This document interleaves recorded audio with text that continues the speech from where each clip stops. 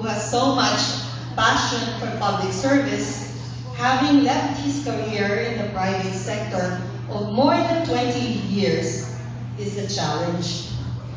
You must have already known, or you must have already read his profile from our souvenir program, or the tech-savvy would probably get it from the Wikipedia.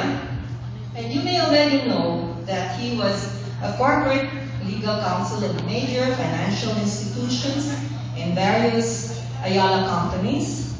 He has an illustrious track record of the corporate legal profession, earning him awards that from 1998 to 2004, he was the congressman of Misamis Oriental in the 1st District, and his performance earned him to be named as one of the 10 most outstanding congressmen in the Ramon B. Mitra Award.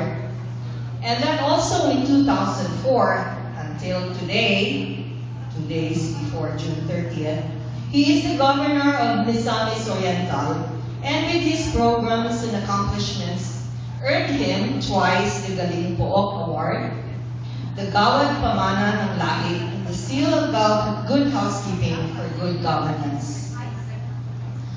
But ladies and gentlemen, what you may want to know or be reminded that is not written in his profile, I'm being kind of, that when he was congressman, he was one of the popular TV personality during the trial of then President Joseph Estrada.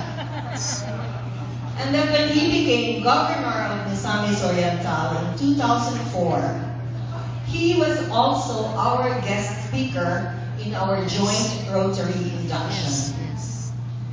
And that I would have not ventured into politics, but driven by the persistence of this person with his dream of regaining Cagayan de Oro as the lead city of Southern Philippines and the dream sa hapsay na panggobyerno.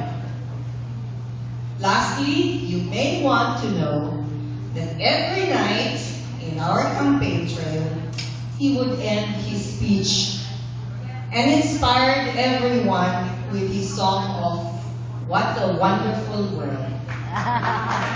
My friends, tonight let us welcome